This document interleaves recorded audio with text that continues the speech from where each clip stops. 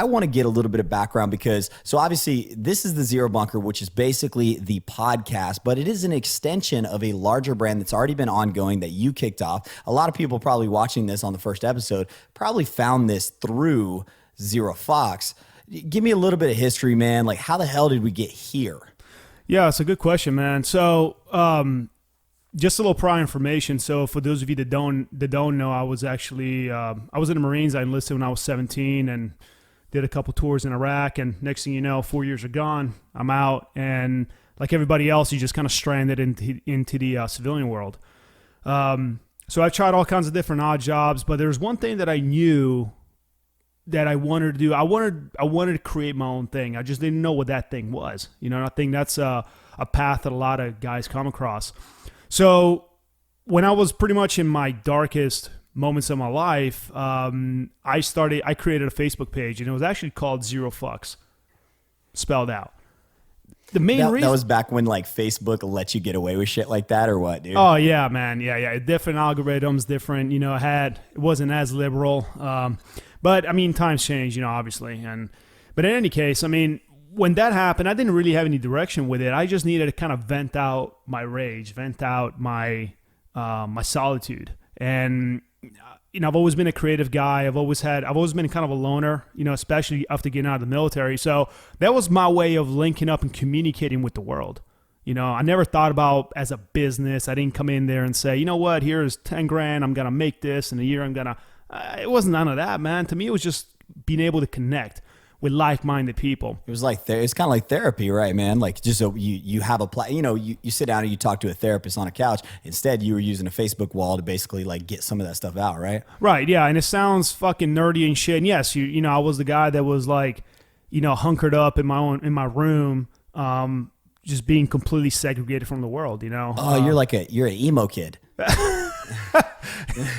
Yeah, without the wrist cuts. I'm going to tell the whole world about my pain. Yeah, no, it wasn't like that, man. It was just more serious. I think it was my way of asking for help in a way. Yeah. So things started picking up, man, and it was like super fucking hardcore, man. I mean, it was brutal. You know, I mean, the images and everything was just super fucking brutal, man.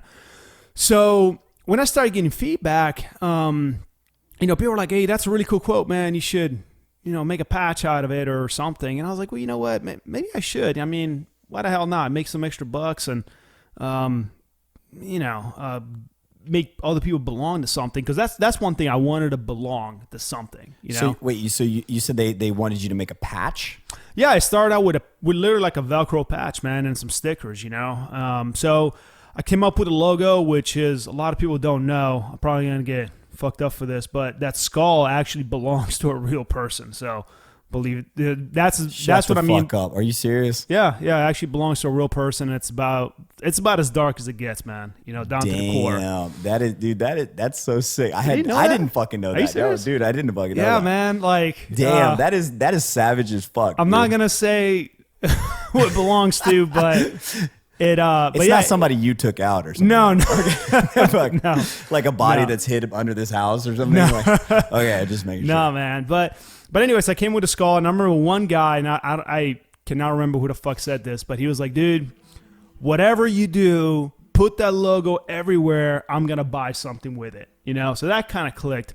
But now I was still missing a direction. Like, okay, well, I got the Zero Fucks page. It's so controversial. What do I do with it, right? So I started posting about biographies on these really hardcore heroes, man. I mean, Medal of Honor guys, you know, guys who won the Victoria Cross. I mean, just some hardcore balls to the walls, man. And people started catching on to that, and it was kind of like, dude, I didn't know about this guy. You know, that's so cool, man. I'm really humbled by just reading this. So that kind of picked up the trend, and I said, you know what? Maybe, just maybe, I can actually make some sort of a difference here, you know, without using rage, without using all the negative effects. Let me make something, you know, constructive out of this, man. You know, I want life, I want my life to have some sort of a meaning. So that's kind of how I did it. And then I got involved in Instagram, and, you know, essentially it was like putting some cool photos, some quirky captions on it, and people started really picking up on it. And then a buddy of mine, and I mean, we went to boot camp together, man. And I've known him for like 10 plus years, dude. Solid guy. And he said, dude, you need to come up. You need to put Stay Zero. And I was like, I don't know, man. Now you did tell me this, yeah, that you were like, you thought it was cheesy, right? Yeah, honestly, I was like, man, I don't know, dude. I was just like, I don't really feel that, you know. It does sound kind of corny, you know, but. So because like, I help G out with videos and stuff with Zero, and I know this for a fact. This is a stubborn motherfucker, man. Mm-hmm. And so how the hell did he convince you to just put, if you were against it, I'm surprised that you like put it out there though. You know what? I said, it can't hurt, right? I mean, it can't hurt. So I did, and people were like, what the fuck does that mean? You know, so now I had to sit there and explain what that means. And if somebody would ask me right now what Stay Zero means is when you need to keep your fucks at zero. Well, what does that mean? Well, you know, now I'm looking, you know, when I do the bios on these guys who are running through fucking machine gun fire, they didn't give a fuck about themselves. That's what not giving a fuck means, you know? Yeah. So anyway, so we came up with that. So we had the skull, and then I switched to the Zero Foxtrot instead of Zero Fox for a lot of reasons. And I actually got blacklisted from Facebook for a good while, believe it or not. No. No, but I'm talking about like there's an actual blacklist. Like I'm Shut the fuck. Wait. So like if I walk into like the Facebook home office, I imagine you on like an old Western, like your face hanging up there. And dude, they're like wanted, you know. Well, you know how I knew this is because when I started playing around with ads, it would always get denied. And it would say, you know, it's violating the terms. So I'm like, you know what? I'm gonna take a picture of a flower and see if that works. And then I got banned automatically for that. So I reached out to them via email, like somebody actually responded. I was like, hey, dudes, like, what the fuck, man? Is that a lot like having that sex offender sign in your yard? Like, can we, I feel. Yeah, but you can't, you know, unfortunately, it's like the Facebook ban you can actually get rid of. You know yeah. So, yeah. And you can get close to school still. That's okay, right. Gotcha. Yeah. So, but that's kind of how it, you know, paid off. And then, you know, obviously the algorithms with Facebook and Instagram were way different back then. So I was able to actually reach a lot of people organically. But it was just different, you know, it really was. And again, you know, I started all this when I was going through a very, very dark part of my life. And then from there, you know, I would come up with these like unique little items, you know, and I'd be like, oh, I made $100, man. That's so cool, you know, and I had a full-time job and all that. And then that started really picking up. And I remember I was working a full-time job, and then I would go home and I would sit there and pack until 3 a.m, you know. And as I started like discovering about essentially being, you know, owning an actual business. Right.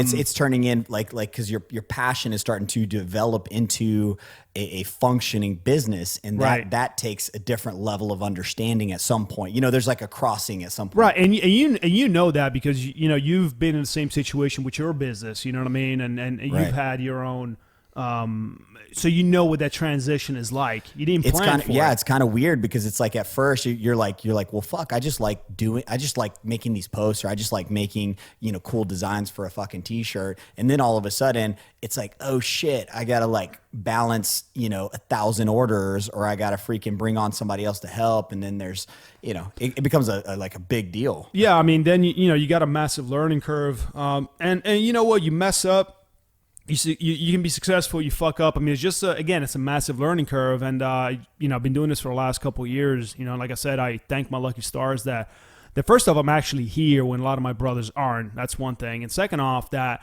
I was able to, you know, by asking for help. I didn't do it all on my own. I mean, ZF didn't happen just because of me. You know, I've had a lot of support. I've also had, you know, people that are buying right now as we speak. They're supporting, you know, ZF. They could be spending their money at any other place. They don't need what I give them, but they still do. And that's why I appreciate that even more so.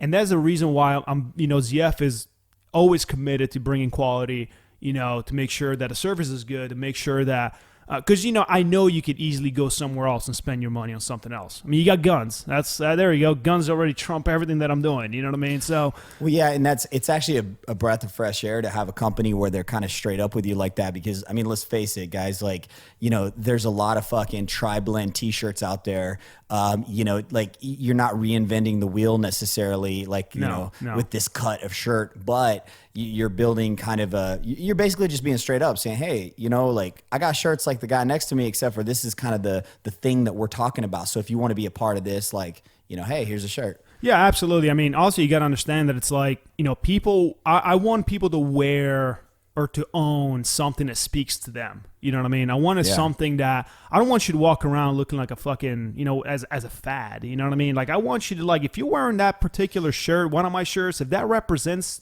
to you, speaks to you, great, awesome. Like, that's exactly what I wanted. That's exactly what every business should always be like. It's not just about numbers. It's not just about, like profits. It's none of that. Passion turns into money, right? I mean, you said those same exact words, and it's like they stuck to me. That one time we had that drive, it completely stuck to me, and you're completely right. Passion does turn into money if that is what you want. But I've always, for example, I always use American-made manufacturers. Like, I made it a mission to do that.